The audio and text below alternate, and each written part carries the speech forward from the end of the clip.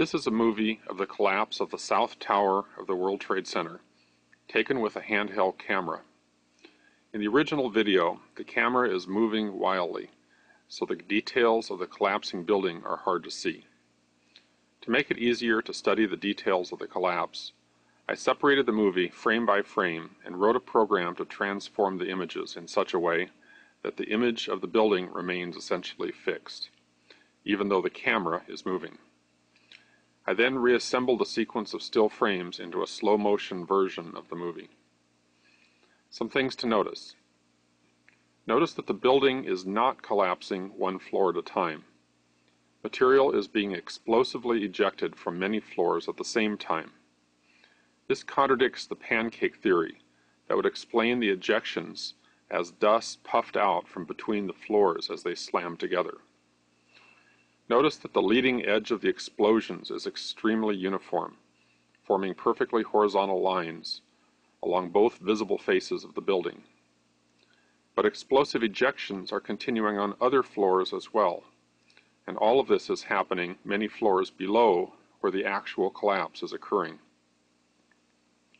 Notice if you look along the corner of the building that the intact structure of the building is visible well above the leading edge of the explosions. The explosions are clearly not caused by pancaking floors as they collapse.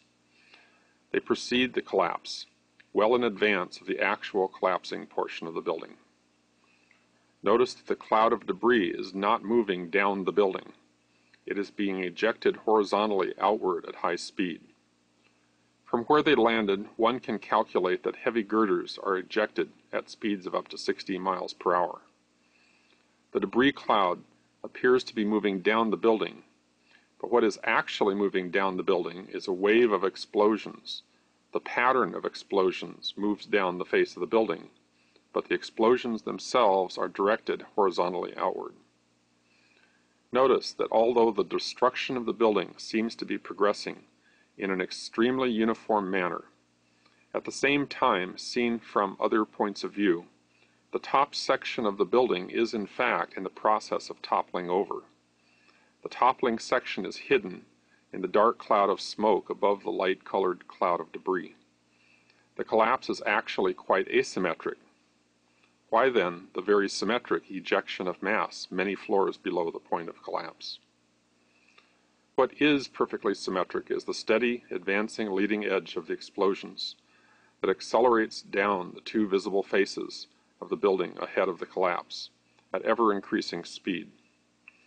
This is what one would expect if the buildings were brought down using a sequence of computer-timed explosions.